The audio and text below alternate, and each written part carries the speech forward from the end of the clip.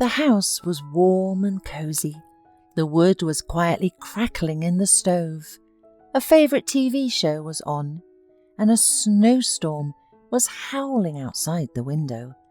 Mrs. Davis, an elderly woman who was a local nurse in the past, was comfortably sitting in an old, worn-out chair, and she was watching a movie, stroking her cat on her lap.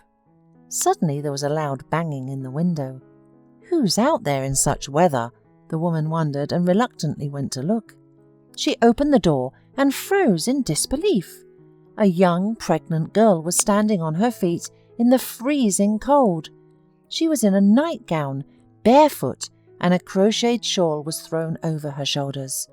Barely moving her lips, the girl whispered, "I beg you, please, don't drive me away. Help me, they want to take my child," she mumbled as if in a delirium. Without thinking, Mrs. Davis quickly led the young woman into the house. "What a nightmare! Who dared to leave a pregnant woman out in the cold?" wailed the elderly woman. As a nurse, she understood the consequences of such walks in the cold for a woman in her condition, so she heated some water and began to warm her feet. Then she wrapped her up, gave her hot tea with raspberry jam, and put her to bed. She did not ask anything, having decided to leave all the questions for the morning.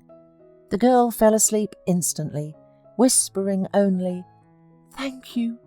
All night long there had been some kind of commotion in the street, some people running around, calling for someone. Cars were driving. Michelle woke up because of the smell of fried eggs and fresh baked pancakes. She was terribly hungry, and the baby stirred restlessly inside her. She cautiously climbed out from under the blanket. There was a carefully prepared robe by the bed and warm slippers. Suddenly she felt so comfortable, as in a distant childhood at her grandmother's house in the village, and she did not want to go back to the scary, harsh reality. An elderly woman was bustling about in the kitchen, putting out ruddy pancakes on a plate. "Well, run away, go wash your face and come to have breakfast. Your child must be hungry, right? And then I expect you to tell me who you are and what has happened to you."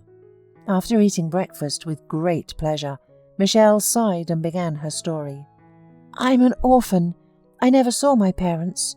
My grandmother raised me until I was 5. She loved me and pitied me, and then she died, and I ended up in an orphanage.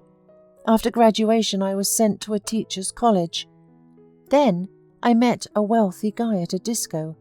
All the girls were hanging on him at the time. But Paul had noticed me and picked me out of all the girls. He was 10 years older than me. He had his own house in the suburbs not far away from here, and his father was some big shot. He looked after me beautifully, gave me flowers and took me to the movies, so I couldn't resist. I fell in love with him completely. We started living together in his house. At first everything was fine, but when I realized that I was pregnant, and it was like he was changed. He started hurting me, insulting me. He often got drunk, came home at dawn. Of course, I cried, got worried, asked him to change his mind, but to no avail. And 2 weeks ago, he went completely insane and brought his new girlfriend home. I had never been in so much pain. I started packing, deciding to leave Paul, but he became furious and hit me and said that he wouldn't let me go anywhere until I would give birth, and that he would take the baby right away. He locked me in the room and refused to let me go outside. He told his housekeeper, Helen, to bring me food. I cried all the time, begged him to change his mind. And last night, Helen took pity on me and left the door unlocked. So I left the house as I was, and I barely remember how hard I was running before I reached your house. Thank you." Michelle finished her story and sobbed. "What a horror! How can it be like this? What are you going to do now?" lamented Mrs. Davis. "Honestly, I do not know. Do not drive me away, please. Paul will take the baby away after the birth and throw me out. I'm an orphan. There is no one to stand up for me, and his father has connections. Then I will have nothing to live for," said Michelle, and burst into tears even more. "All right, get those thoughts out of your head. I have a son, Larry. He's a local policeman, and he'll be back on duty soon. You should tell him all about it. Maybe he can help you," said Mrs. Davis. Larry was walking home from duty and was thinking about his unsuccessful family life. He had recently separated from his wife, who reproached him for his work in the police. She wanted Larry to go into business and take her to fancy resorts. She nagged him mercilessly, so they divorced, and Larry returned to the hometown.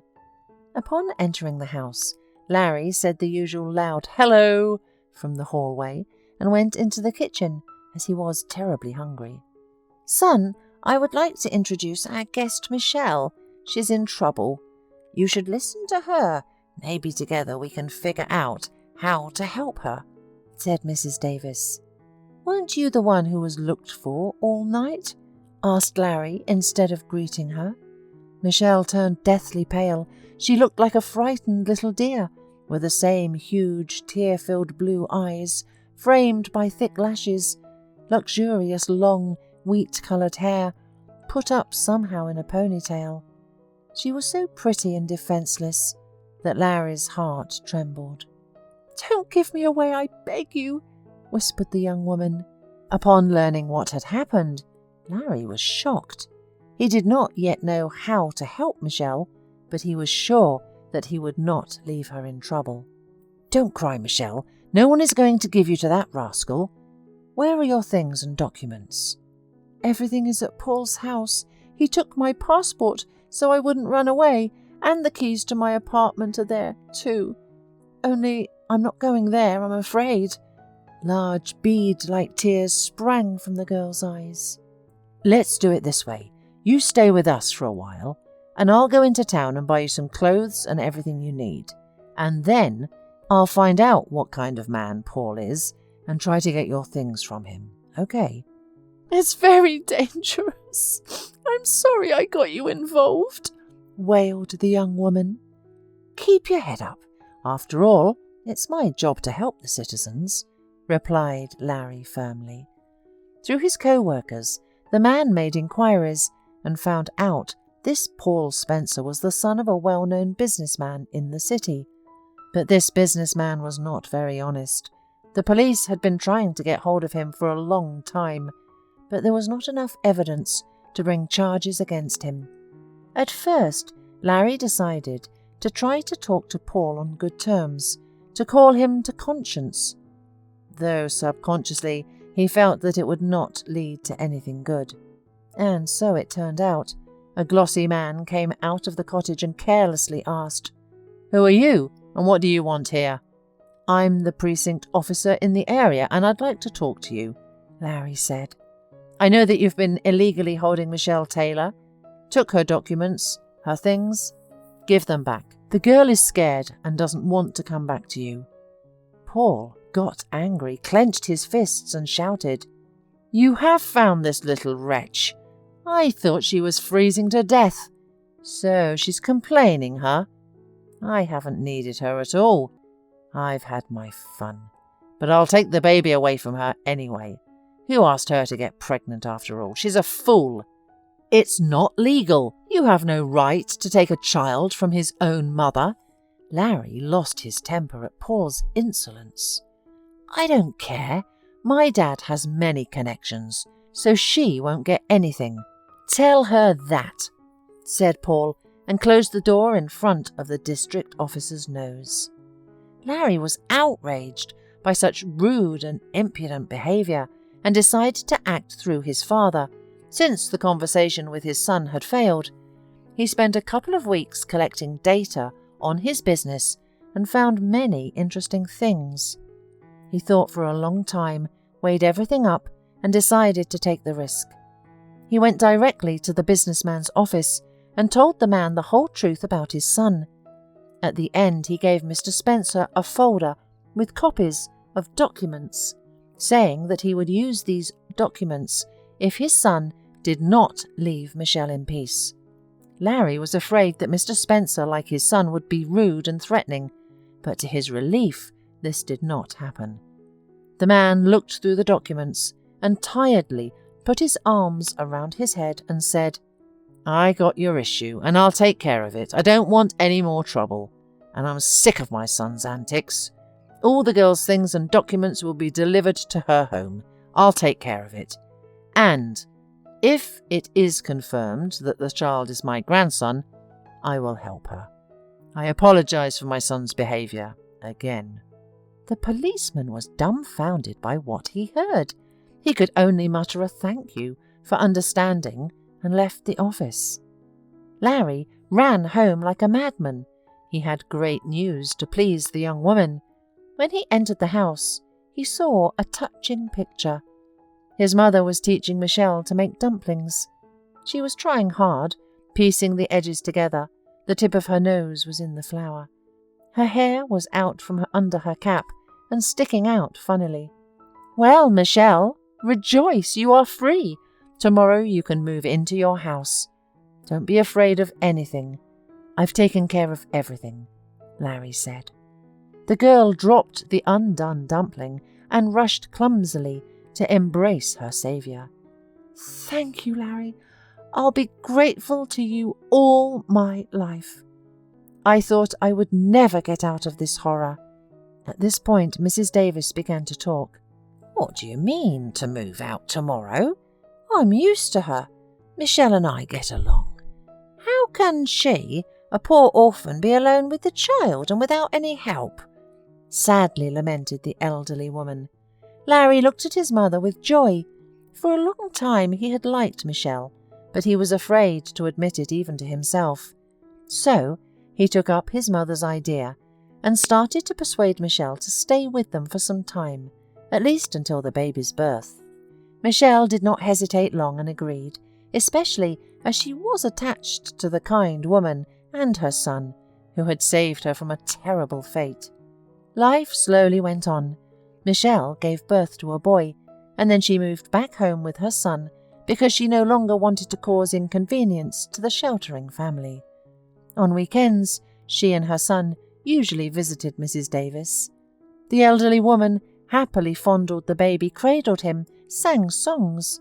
But it was as if Larry had been replaced. He lost weight, hardly ate, became withdrawn. The man was afraid even to look at Michelle.